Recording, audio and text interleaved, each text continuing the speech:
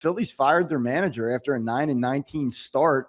And we just heard from Dave Dombrowski a little while ago with some remarks and an interesting press conference, I would say.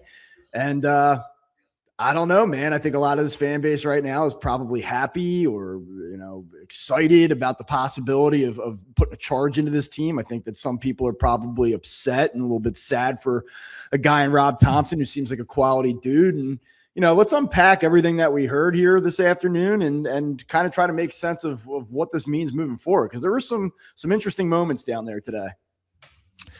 Yeah, I was somewhat perplexed by the press conference that Dave had. I thought some of his answers were not great. I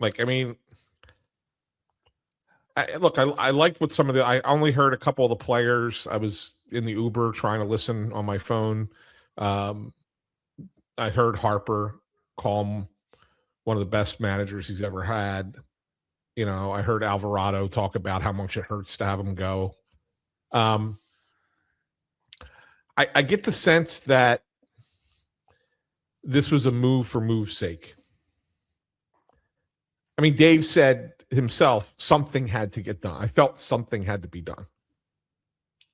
And I don't disagree that something had to be done, but I'm not certain that you're going to catch lightning in a bottle again like you did in 2022 by doing the same thing. And it sounds like that's what he's hoping for. And I'm starting to wonder, are you a little bit delusional about this? That's where I don't know. I don't see this team. I know they're going to play some easier opponents. I've said it. I feel like 9-19 is a little ridiculous. They're going to be better going forward. I just don't know how much better they're going to be going forward.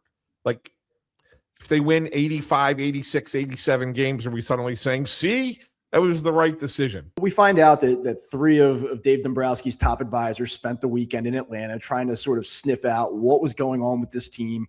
What were the different diagnoses, around it? How does this happen? How do you get to this point? How do you get to 9-19?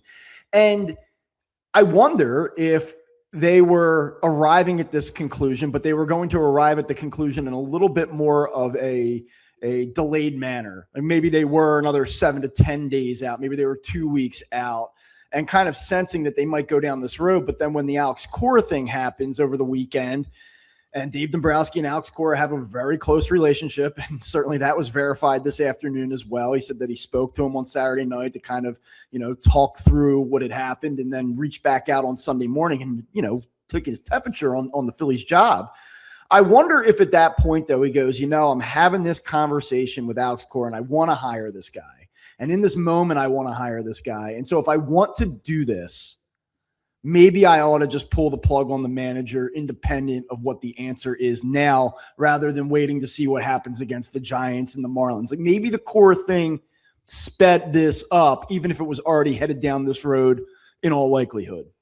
Yeah, I think the core thing did speed it up because, you heard how glowingly Dombrowski talked about Alex Cora. Putting him into the same category as Tony La Russa and Jim Leland. To hear that, are you okay, Dave? What? I know we won a World Series and all, but they did cheat too to win the World Series. So okay, let's pump the brakes a little bit here. So you I think it absolutely sped this up. And I think what ends up happening is he has in his mind over the weekend, if I could replace Rob Thomson with Alex Cora, I'm happy with that. And then Alex Cora tells him no yesterday morning. And then he says, we talked about, as Dave likes to do, we talked about it. And we thought about it. Is this the right time? Maybe we don't make the change. And so now we just decided that we needed another voice. I think it was because he already got it in his head, Bob. The whole Cora thing excited him enough that even after Cora says no, he's got it in his mind that I got to go forward with this anyway. And asking Mattingly, you remember this is the same guy who 2 months ago said he doesn't have the energy to deal with the media every day, to go through conversations every day. Yeah. You know, I mean, like, I'm not sure that that's the right direction either. Look, I would bet against a complete revival here. Can the Phillies get themselves off the mat and, you know, have us talking about a third wild card spot sometime in June? Like, I don't think that's insane. And but at the same time, are we talking about a team this October where you're like, now that they're in it, you know, who let the Phillies get into the playoffs, World Series or bust? I highly doubt that. Now, maybe if they get in, they'll obviously have played really good baseball for the better part of 5 months at that point, and we'll feel differently. But I tend to agree with you that I don't think that this is necessarily going to be a move that like jump starts everything. They are in an advantageous spot in the schedule, and they better win. Like, they better take advantage of it this week. You know, you come back and you play this Giants team, you have to win this series. You probably, if we really start talking about like getting back and making this a thing, you have to almost do what they did in 22, which is when Thomson took over, they had the Angels at home and they swept them. And there were some big time dramatics. That was actually one of the standout games of that 22 season for me, was the Sunday game. Stott tied it late. Harper homered late. It was a wild game. They sweep them. Like, they're going to need a series like that almost immediately. Wasn't there also a Garrett Stubbs home run in there Yeah, he may have played, because that was a Sunday game. He was probably in the lineup at that point. I mean, that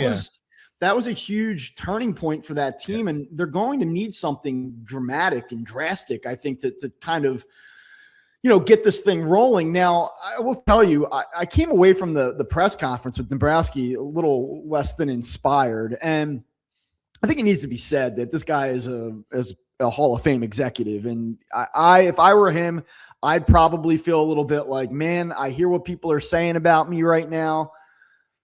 Little disrespectful, a little bit maybe prisoner of the moment type thing. But to stand up there and say, hey, we decided to make a change, totally reasonable. Like, you and I have had this argument a couple times now. You seem to think it wasn't Rob's fault at all. I would say, like, well, like, yeah, maybe not, but we're here, you know? And I also watched a game on Friday night in which he didn't have someone up for Michael Harris in a key spot. Like, come on, dude. Like, you know, if all eyes are on you in that moment going into that series and you don't have, you know, optimal deployment of your bullpen in place, like, that to me is like, what? Come on.